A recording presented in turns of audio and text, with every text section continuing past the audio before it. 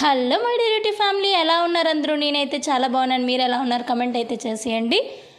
ఇప్పటి వరకు మన ఛానల్ ఎవరైనా సబ్స్క్రైబ్ చేసుకోకపోతే ప్లీజ్ డూ సబ్స్క్రైబ్ చేసుకోండి. ఇవాళ లంచ్ బాక్స్కి మా పాపకి ఏం పెట్టానో మీకు చూపిస్తాను. చాలా రోజులు అయిపోతుంది లాంగ్ వీడియో పోస్ట్ చేసి. ఇవాళ అయితే మా పాప కోసమని పాలకూర రైస్ చేశాను.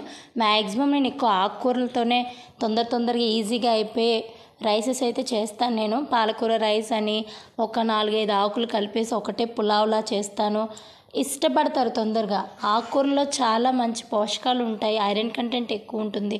మ్యాక్సిమం గ్రీన్ వెజిటేబుల్స్ అంటేనే చాలా ఆరోగ్యకరం, మనందరికీ తెలుసు. కాకపోతే మనం చాలా అవాయిడ్ చేస్తూ ఉంటాము తినడానికి, కానీ చాలా మంచిది. రండి, ఇవాళ మీకు పాలకూరతో మంచి రెసిపీ అయితే చూపిస్తాను. ఈజీగా 2 నిమిషాల్లో అయిపోతుంది.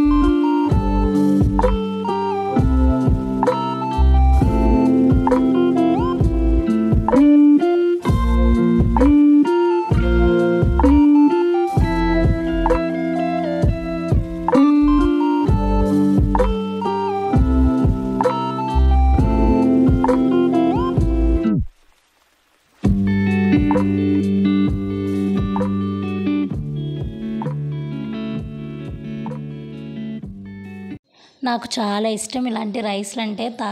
చాలా త్వరగా అయిపోతాయి, చాలా బాగుంటాయి కూడా, హెల్త్కి కూడా చాలా మంచిది. కాకపోతే కుక్కర్లో కాకుండా నార్మల్గా చేసుకుంటే బాగుండు. బట్ మనకి ఇప్పుడు అంతా కుక్కర్లో అలవాటు అయిపోయినాయి. కుక్కర్ లేకపోతే ప్రాణం పోతుందేమో అన్నంతగా అలవాటు అయిపోయాయి. కుక్కర్ లేకపోతే పని జరగదు. కుక్కర్ లేకుండా అయితే చాలా బాగుండు, హెల్త్కి కూడా చాలా మంచిది. అన్ని వెజిటేబుల్స్ వేసుకొని ఈజీగా కుక్ చేసుకొని తినేయచ్చు హ్యాపీగా. కాకపోతే ఏడ్ చేస్తామంటే కొందరికి నచ్చవు రైసెస్ లాంటివి. కొందరికి పప్పు, కూర, చారు, అన్నం అలాగే ఇష్టపడతారు. నాకైతే ఇలా బిర్యానీలాగా ఇష్టం. ఏదైనా సరే రైస్, ప్లెయిన్ రైస్ కన్నా ఇలా ఏదో ఒకటి యాడ్ ఆఖరికి ఏమీ లేకపోతే ఒక ఉల్లిపాయ, ఒక టమాటా వేసుకొని దాన్నైనా కుక్కర్లో పెట్టేసి రైస్ చేసుకోవడం ఇష్టం నాకు కూడా ఎక్కువ ఇలాగే చేస్తాను. పిల్లలకు కూడా చాలా ఇష్టము. ఇంకొకటి ఏంటంటే, మా హస్బెండ్ ఒక పూట ఉంటే ఒక పూట ఇంట్లో ఉండరు, ఆఫీస్లో తినేస్తారు. కాబట్టి మేమిద్దరమే కదా అని మా గ్రేష్మ నేను వేసి మాకు లెక్కలోకి రాదు. అది ఇంకా చిన్నది కదా, ఇంకా అంత ఇష్టంగా ఏం తినదు. బట్ చేసింది ఏదైనా సరే పిల్లల దృష్టిలో పెట్టుకునే చేస్తాను.